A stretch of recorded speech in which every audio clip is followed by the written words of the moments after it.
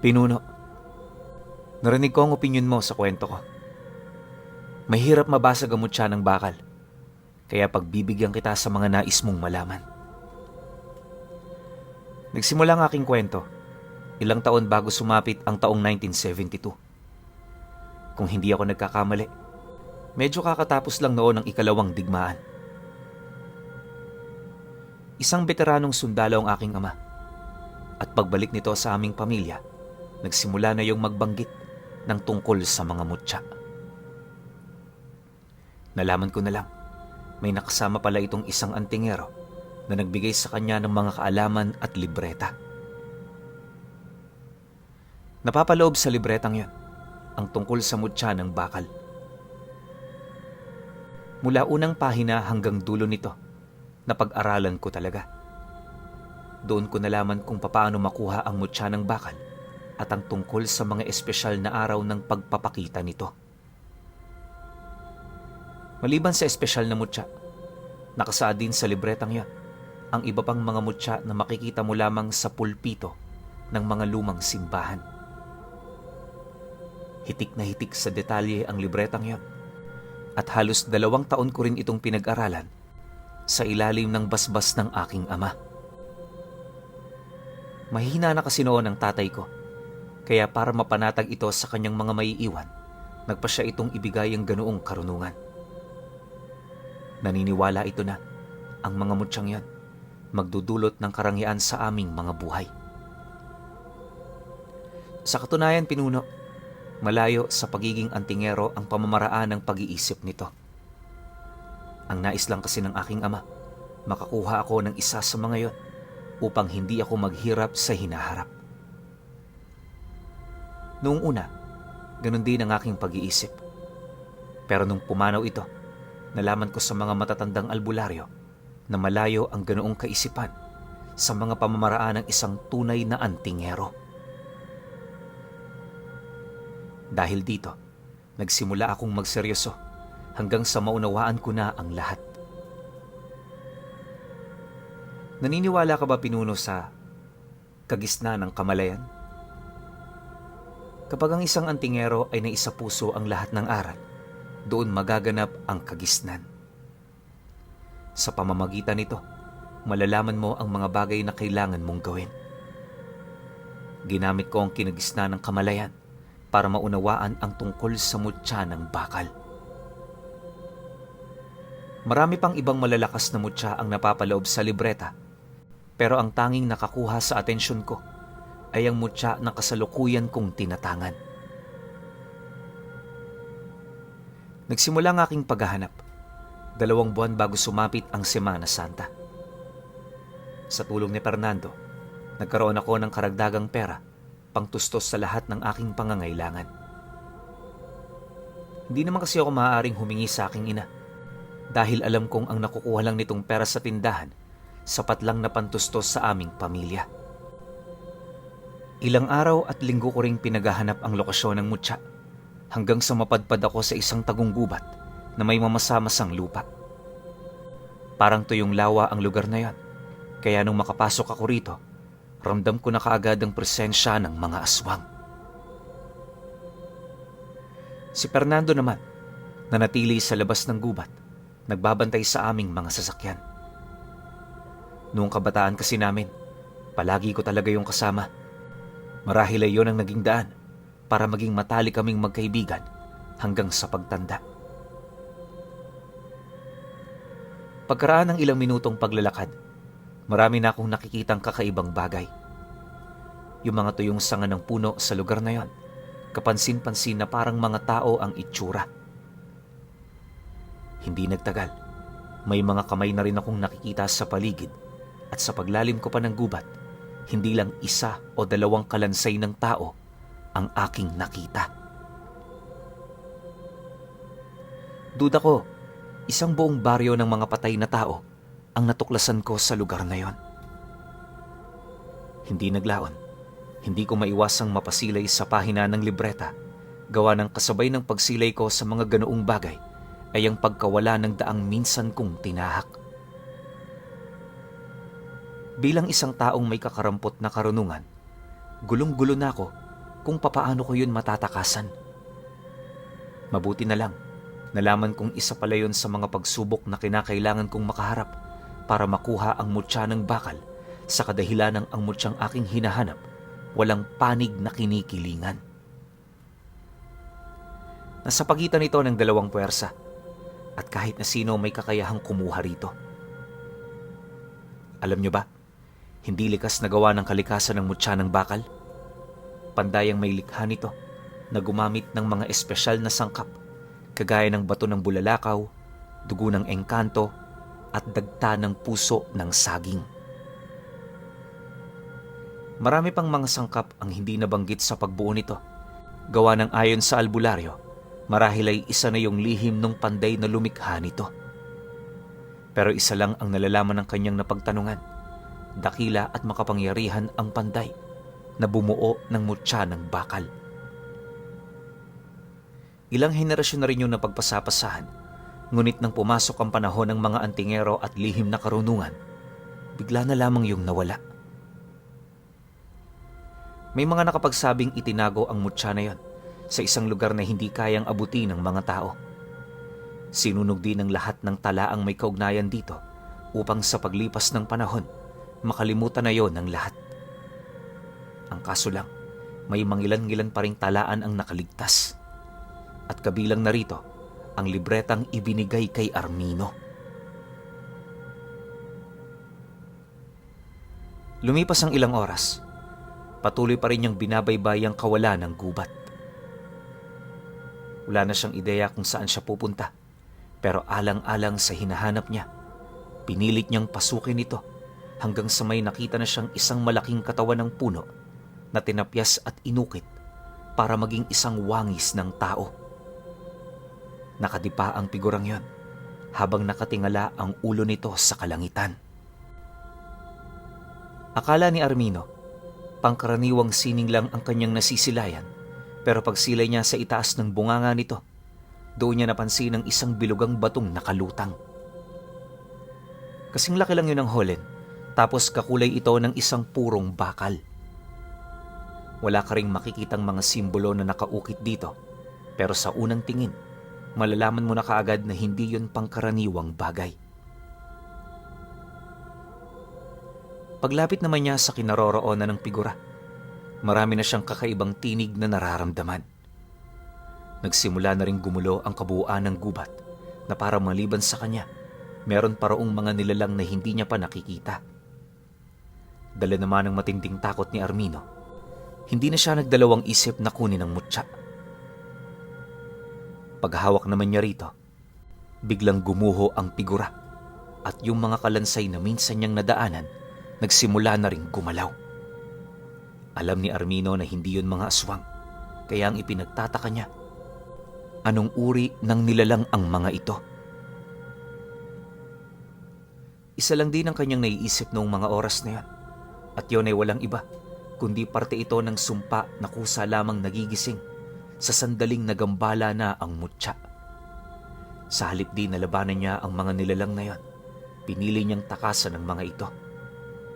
Kaso lang, habang tumatagal siya sa pagtakbo, napapansin niyang parang bumibigat ang mutyang kanyang hawak. Dahil sa pangyayaring yan, napansin naman niyang parang bumabagal na ang kanyang pag-usad. Maya-maya pa, nang mapansin niyang maaabutan na siya ng mga nilalang, muli niyang binuksan ang libreta sa pagbabaka sakaling may makikita siya roong mga nakalathalang gagabay sa kanya. Marami rin kasing walang lamang pahina ang libretang yon, kaya nanampalataya talaga siyang may makikita siya roong mga salita na gagabay sa kanya kung papaano niya yun mapapagana. Ilang minuto pa ang lumipas, laking gulat na lamang ni Armino nang makita niya ang isang pahina na bigla na lamang nagkaroon ng mga sulat. Ang mga katagang lumitaw doon, sinasabing kinakailangan niyang ibaon sa kanyang laman ng mutya upang sila'y magkaisa. Nang malaman naman niya ang tungkol dito, agad niyang hinugot ang dala niyang punyal, sabay likha ng malalim na sugat sa kanyang braso. Ginawa niya yun habang tumatakbo, kaya halos mandilim na ang kanyang paningin buhat sa sakit na kanyang nararamdaman. Mabilis ding tumulo ang kanyang dugo, kaya nung malapit na siyang manghina, pinilit niyang maibaon doon ang mutyang kanyang nakuha. Nang maisakatuparan na niya ito, yung bigat na kasalukuyan niyang nararamdaman, bigla na lamang naglaho. Ang kaso lang, kahit nalagpasan na niya ang ganoong pakiramdam, dumagdag naman ang kanyang problema. Maliban kasi sa malalim niyang sugat, pansin na pansin niya na hindi pa rin siya tinatantanan ng mga nilalang na humahabol sa kanya. Dahil dito, nagpasya siyang isarado ang kanyang sugat sa pamamagitan ng pagtahi nito. Para yon ay may sakatuparan, naghanap siya ng punong may mga nakausling ugat at may makipot na daan papasok. Hindi naglaon nang makasilay na siya ng isa sa mga ito. Dali-dali naman siya roong sumuot. Wala mang ideya sa mga hayop na naninirahan dito. Mas mainam na matuklaw ng mga ito kaysa mapagtulungan ng mga nilalang na humahabol sa kanya.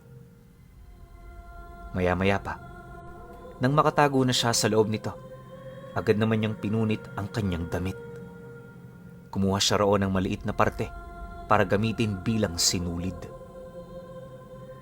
Matapos nun, binutasan niya ang kanyang balat at maingat niya yung tinahi gamit ang kanyang damit. Matinding sakit at hapdi ang naranasan noon ni Armino, pero hindi yun sapat para talikuran niya ang hangarin niyang mabuhay. Matapos niyang tahiin ang sugat na kanyang nilikha, naramdaman niya ang mas lalong pagbao ng mutya ng bakal. Pagkaraan pa ng ilang minuto, lahat ng sakit na kasalukuyan niyang nararamdaman, bigla na lamang nawala. Kumalma na rin ang takot sa kanyang katawan dahil sa mga tinig na kanyang naririnig. Sinasabi ng mga tinig na yan, hindi banta sa kanyang buhay ang mga nilalang na kasalukuyang nasa labas ng ugat ng puno. Kung hangad niyang makaalis dito, harapin niya ito at manampalataya siya sa bago niyang gamit. Nang marinig naman ni Armino ang tungkol dito, naglakas loob naman siyang lumabas. Habang papalapit siya sa bukana ng mga ugat, unti-unti na rin niyang napapansin ang mga kalansay na pilit pumapasok para makatikim ng kanyang karne. Ngunit pagsapak na pagsapak naman dito ni Armino, agad namang tumilapon ang ulo ng isa sa mga ito. Dahil sa pangyayaring yon, napansin niyang malayo na sa dati ang lakas na taglay ng kanyang katawan. Pagramdam naman niyang kayang-kaya na niyang ubusin ng mga nilalang, walang patid naman niya itong pinagsusunggaban. Kalahating oras lang ang dumaan, nalipol niya ang kabuuang dami ng mga ito. Hindi naglaon, dala ng pagkatalo ng mga nilalang, unti-unti na niyang napapansin ang pagbalik sa normal ng buong paligid. Nahanap na rin niya ang daan papalabas, kaya agad naman niya yung tinahak. Akala niya, madali na lang siya roong makakalabas, pero bago pa man niya marating ang bukana ng gubat, tumambad sa kanya ang dalawang matandang babae. Nanlilisik ang mapupula nitong mga mata at base sa itsura ng mga ito, alam niyang hindi yun pangkaraniwang tao. Sa puntong yon, doon niya nalaman na ang mga matatanda palang kaharap niya ay yung mga aswang na una niyang napansin sa lugar. Makalipas pa ang ilang minuto, dahan-dahan na yung lumalapit sa kanya habang umaangil. Si Armino naman, nanatili lang sa kanyang kinaroroonan, maiging pinapakiramdaman ang gagawin ng mga ito. Pagharap naman ng dalawang matanda, bigla na lamang siyang nakaramdam ng pagkasindak, buhat sa boses nitong parang pinaghalo-halong boses ng mga matatandang lalaki.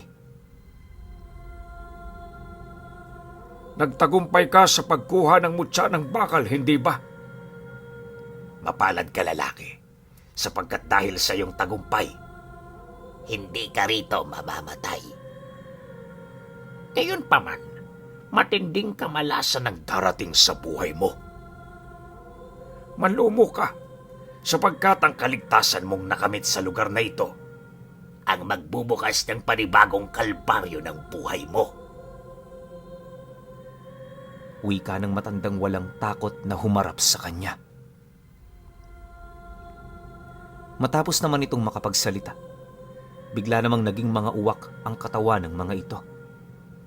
Mabilis yung nagsiliparan hanggang sa hindi na niya napansin ang presensya ng mga ito sa lugar. Sa pagbalik naman ng katahimikan sa paligid, dali-dali naman siyang bumalik sa kinaroroonan ni Fernando.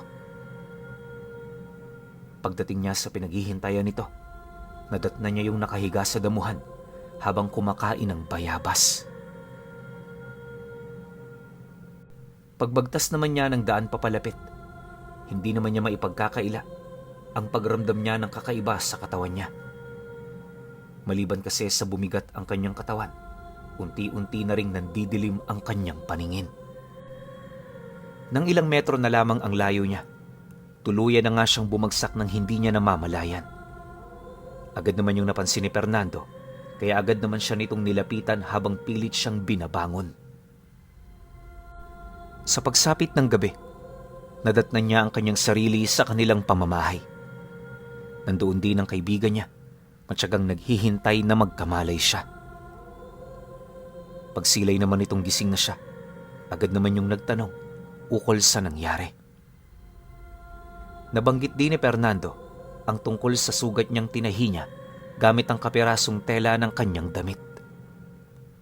Dagdag pa nito na, sa lalim ng sugat na yan, talaga namang nalagay sa panganib ang kanyang buhay. Marahil ay, yon ang naging daan para siya ay mawala ng malay. Nang marinig naman niya ang tungkol dito, agad naman niyang napansin ang kanyang ina na kasalukuyang inaayos ang sugat niya. Natahi na rin yon at nalagyan na ito ng mga pansalag sa impeksyon. Matapos nun, kahit papaano bumuti na ang kanyang kalagayan. Sa pagpapatuloy naman ng kanilang pag-uusap, naging limitado ang lahat ng kanyang mga ibinahaging kaalaman ukol sa kanyang mga karanasan. Di naman siya duda sa katapatan ni Fernando sa kanya. Ang ayaw niya lang, malaman ito ng ibang tao. Ilang araw at buwan pa ang lumipas, humilom na ang sugat na yon. Nang tuluyan na itong magsara, doon na siya unti-unting nakakapansin ng mga kamalasang bigla na lamang dumarating sa buhay niya. Maliban sa pagkalugi at paghihirap nila pagdating sa salapi, nagkaroon din ng hindi maipaliwanag na karamdaman ang kanyang mga kapatid. Ang pangyayaring yon ang nagdulot sa pamilya nila ng matinding kalbaryo. Tumulong naman si Fernando para maibsan ang karamdaman ng kanyang mga kapatid, pero hindi sapat ang nagawa nito. 5 buwan ang lumipas matapos niyang tanganin ang mutya ng bakal, namatay ang kanyang mga kapatid. May nabuhay naman sa mga ito, kaya nung mapagtanto ng nanay niya na siya ang nagdadala ng kamalasan, nagdesisyon niyong layuan siya. Di naman niya yun ipinagdamot, lalo pat hangad niya ring mabuhay ang mga ito. Masakit man yun para kay Armino, matapang niyang hinarap ang panibagong bukas ng kanyang buhay. Mula nang umalis din ang kanyang pamilya, sinubukan niyang magnegosyo ng mga patalim. Paghahasa nitong naging pangunahin niyang negosyo, pero di yun naging madali. Sa kasagsagan din ng kanyang paghahanap buhay, marami sa mga aswang ang pilit na nagpapabagsak sa kanya. Karamihan sa mga lahing kumakalaban, nagmula sa gubat na kanyang napuntahan. Hindi naman ito inatrasa ni Armino, lalo pat marami na rin siyang panibagong kaalaman pagdating sa tangan niyang mutya. Nalaman niyang hindi lang 1 o 2 ang abilidad nito, kaya para mahasa ang kanyang sarili, ginamit niya yon sa mga nilalang na kanyang nakalaban. Dala na rin ng pagiging mapusok ni Armino. Makailang ulit niyang sinalakay ang pugad ng mga ito. Nag-iisa man, hindi ito basihan para matalo siya ng mga nilalang. Sa halip, nagdulot ito ng matinding pinsala sa kanilang panig hanggang sa kalaunay na sindak na sila ng tangan nitong kakayahan. Lumipas pa ang mga araw. Unti-unti nang bumalik ang kapayapaan sa kanyang pamumuhay. Ito na rin ang naging daan upang magkaroon siya ng pananaliksik para mabasag ang sumpang kamalasan ng mutya ng bakal. Ayon sa kanya, inabot ng ilang taon bago niya nahanap ang pinakasangkap sa pambasag ng mutya. Base sa kanyang pananaliksik, kinakailangan niya lang palang wasakin ang lugar kung saan inilagay ang mutya ng bakal, kalakip ng paghahanap niya sa buto ng panday na naglikha rito. Matagumpay naman yung nahanap ni Armino, kaya yung sumpa ng mutsyang yun, nailipat niya sa katawan nito. Matapos niya itong gawin, biglang yumabong ang kanyang negosyo. Bumalik na rin sa piling niya ang kanyang mga kapatid, kaya kalaunay nakaramdam na rin siya ng ginhawa at kasiyahang ni minsan hindi niya inaasahang mararanasan niya pa. Magmula noon pumutok na ang negosyo niya hanggang sa kalaunay nagkaroon na siya ng maraming matapat na parokyano. Upang malito rin ang mga nilalang na may masamang balak sa kanya, lumikha siya ng kahawig ng mutya ng bakal para maituon ang atensyon ng mga ito sa bagay na yon. Ginawa niya itong kwintas, kaya naging agaw atensyon ito sa mga mata ng nakakaalam ng tungkol dito. Habang tumatagal, mas marami ang kanyang nakakalaban hanggang sa kalaunay naging hambog na siyang antingero. Di naman siya masisisi ng mga taong yon sa kadahilanang ang iilan sa mga ito, nakikitaan niya na nagkakaroon ng interes sa kanyang tangan. Dahil sa ganoong rason, lahat ng humarang sa dinaraanan niya, winawasak niya. Wala siyang pakialam kung antingero o aswang ito. Basta kapag naging sagabal yon sa kanyang plano, pinapatay at sinasaktan niya ito. Ang ganoong pag-uugali ni Armino ang nagbigay daan para respetuhin siya ng mga taong nakakakilala sa abilidad niya. Taon pa ang lumipas, kasabay ng pag-usbong ng kanyang negosyo ay ang pagkalimot naman niya sa kanyang dating ugali. Maraming beses na siyang pinaalalahanan ni Fernando ukol dito, pero hindi siya nakikinig. Ang buong akala niya kasi, siya na ang pinakamalakas na antingerong nabubuhay sa kanilang lugar. Ngunit lingid sa kanyang kaalaman, marami pa pala siyang hindi nakikilala. Isang araw, matapos niyang lipulin ang isang lahi ng mga aswang, nagkaroon sila ng pagkakataong magkausap ng kanyang kaibigan. Nataon kasi noong naghahanap siya ng katulong sa kanyang hasaan, kaya ang una niyang nilapitan, walang iba kundi si Fernando. Pagdating niya sa bahay nito, agad naman niyang inilahad dito ang kanyang pakay. Nang marinig naman yon ng kaibigan niya, may mangilan-ngilan naman itong naituro sa kanya. Sinubukan naman noon ni Armino na iyain ang kaibigan niya sa kanyang negosyo, pero hindi niya talaga ito mapilit. Sa kakausap nilang dalawa, nabaling ang kanilang paksa ukol sa mga pinaggagagawa niya. Si Fernando na mismo nagbukas ng usaping yon, kaya na may hindi niya maiwasang makinig. Armino, alam mo namang ayaw kitang mapahamak. Yung mga sinasabi ko sa iyo ngayon, may kaugnayan sa mga ginagawa mo. Hindi ako tutol sa pagiging antingero mo, pero hindi mo ba napapansin? Parang sumusobra ka naman ata. Bakit mo sinasaktan ang mga kagaya mong antingero? Yung iba sa kanila wala namang ginagawa sa iyo. Tandaan mo, Armino, kahit anong husay mo, may mas magaling at dalubhasa pa rin kesa sa'yo. Dagdag pa nito, kinokontra niya ang mga gawin ng kaibigan niya dahil alam niyang yon ay mali. Nakadepende na lamang sa kanya kung titingnan niya bilang isang masamang payo ang mga katagang kanyang inilahad. Matapos naman niyang makapagsalita, ramdam naman niya ang pananahimik nito. Maya-maya pa, seryoso naman yung sumagot sa kanya ng, Naiintindihan kita, pero pasensya ka na dahil sa ating dalawa, Mukhang ikaw ang hindi nakakaunawa.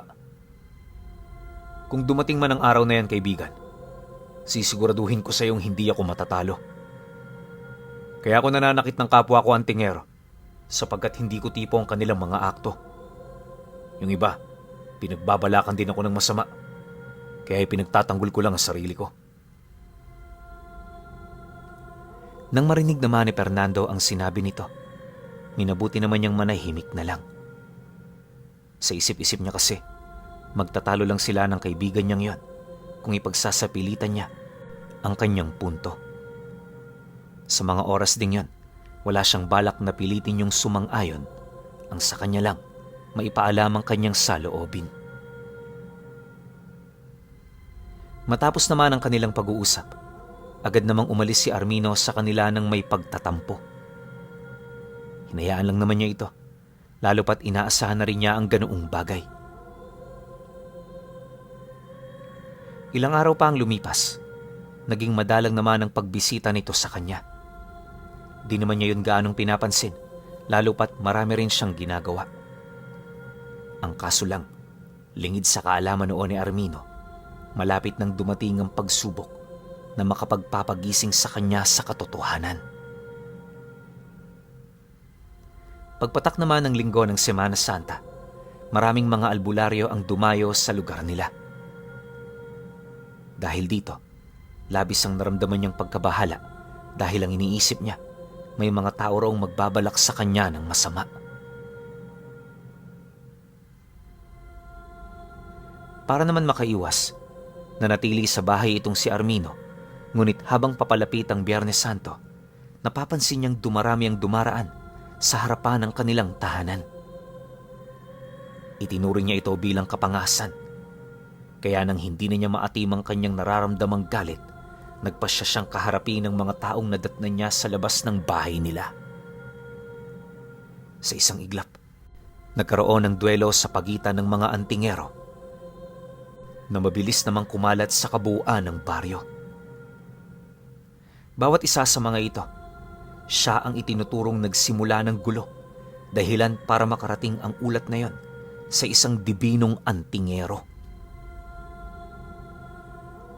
Isang hapon, habang naghihintay si Armino ng mga taong mapapadaan sa harapan ng kanyang bahay, may napansin siyang isang binatilyong antingero na nakasuot ng trespiko. Pagsilay naman niya rito, agad namang uminit ang kanyang ulo na siyang naging sanhi para lapitan niya ito. Kagaya ng inaasahan, ultimo binata hinamon niya sa duelo hanggang sa mapasuko niya ito. Ang hindi alam ni Armino noong mga oras na yon, disipulo na pala ng dibino ang kanyang nakaharap. Kakasimula lang nito sa pag-aaral ng mga lihim na karunungan, kaya hindi yun gaanong nakapalag. Yun nga lang, nang makarating na sa maestro nito ang ulat, unti-unti nang nagbago ang simoy ng hangin. Akala ni Armino, siya na ang pinakamalakas. Pero sa susunod na kabanata, nasaksihan ng karamihan kung papaano tutupi ang taong nagtatangan ng mutya ng bakal. Pasensya ka na, pinuno pero kailangan ko talaga isama ang susunod na kwento.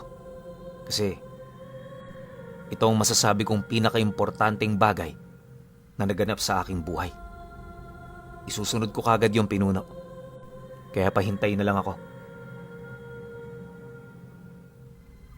Okay. Yan malinaw na. Narinig nating lahat. Meron pa tong susunod na episode. So, hintayin na lang natin kasi sabi naman niya, ipapadala niya kaagad. Kaya tayo pare-pareho, wala tayong ibang gagawin kundi hintayin ito. Pero kayo ba? Na-excite ba kayo na meron siyang makakaharap na dibino?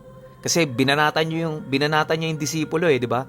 Alam niyo, hindi ko ina-expect na ganito yung mangyayari kasi ako inaasahan ko na ikukwento niya lang kung paano niya yung nakuha, tsaka kung paano niya nabasag yung sumpa ng mutya ng bakal, which is sobrang dali lang naman pala. Akala ko kasi katakatakot na pagsubok ko yung kinaharap niya Pero syempre, malay natin, may iba pang mangyayari dito sa episode na to or dun sa susunod na episode. Kaya, kagaya ng sinabi niya, Hintayin na lang natin. Salamat.